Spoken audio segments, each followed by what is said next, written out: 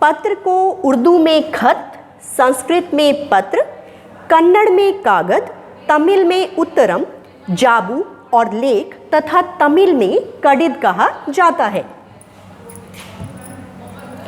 पत्र हमारी यादों को लंबे समय तक सहेज कर रखते हैं।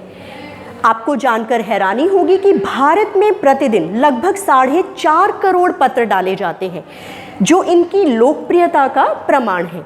1953 में जवाहरलाल नेहरू ने अपने विचारों में कहा कि कई वर्षों तक पत्रों को हरकारों के माध्यम से एक स्थान से दूसरे स्थान तक पहुंचाया जाता था और पहिए के आविष्कार के साथ पत्रों के आवागमन में और सुविधा हुई। टेलीफोन विभाग के तार, वायरलेस, रेडार ने भी इसकी गति में पंख लगा दिए।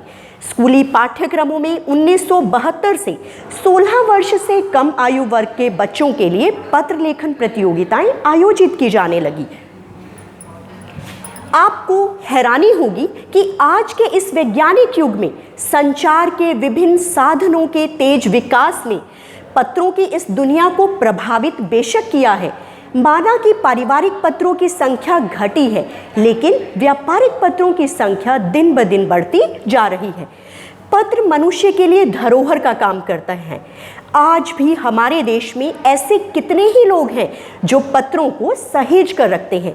चाहे बड़े बड़े लेखक हों, पत्रकार, कवि, प्रशासक, सन्यासी या किसान, इनकी रचनाएं तो अपने आप में अनुसंधान का विषय है। आप लोगों ने कक्षा 6ठी में जवाहरलाल नेहरू जी द्वारा लिखे गए पाठ पिता के पत्र पुत्री के नाम, जिसमें नेहरू जी ने अपनी पुत्री इंदिरा से वार्तालाप किया है, पाठ के रूप में उसे पढ़ा। स्वतंत्रता प्राप्ति के बाद तो पत्रों के आदान प्रदान का सिलसिला और तेज हुआ। वास्तव में समय के अनुसार देश, काल और समाज को परखने की शक्ति पत्रों में होती है। आपको हैरानी होगी कि महात्मा गांधी जी के पत्र महात्मा गांधी इंडिया के नाम से वो कहीं भी रहते थे, सरलता से उन तक पहुंच जाते थे। उनके लिखे पत्रों को लोग धरोहर के रूप में सहेज कर रखते थे। पत्रों को संकलित करने का काम सर्वप्रथम मंगल मूर्ति जी ने किया। 200 पत्र बच्चन के नाम, निराला के पत्र हमको लिख्यो है कहाँ, इसके प्रमाण है कि पत्रों को आज भी संग्रहालयों में, पुस्तकालयों में सहेज कर रखा जाता है। नेहरू जी, गांधी जी, रविंद्रनाथ टैगोर के पत्र आज के वर्तमान युग में हम सभी के लिए प्रेरक हैं। कठिन परिस्थितियों में ये पत्र हमारा मार्गदर्शन करते हैं। स्वतंत्रता प्राप्ति के बाद पत्रों के आदान प्रदान का सिलसिला भी तेज हुआ।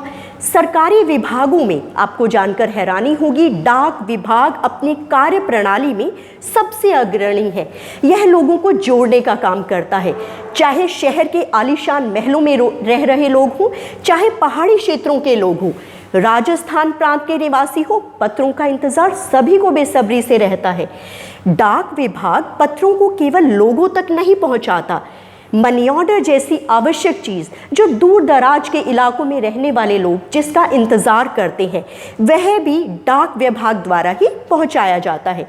चाहे कोई भी इलाका हो जहां लोग बसते हैं, वहां डाक व्यवस्था अवश्य पहुंचती है। लोग इससे लाभान्वित होते हैं और इसीलिए आज भी डाकिये को देवदूत के रूप में माना जाता है, क्योंकि वह चिट्ठियां और धन लाकर लोगों को अपनी जीवन यापन में सहायता करता है। साथियों, आशा है ये पाठ आपको पूरी तरह समझ में आ गया होगा। तो जैसे ही लॉकडाउन खुलता है, इस अवधि का फ़ायदा उठाइए, कुछ एक अच्छे से पत्र लिख डालिए अपने अपनों के नाम और उसे पोस्ट कर दीजिए। धन्यवाद।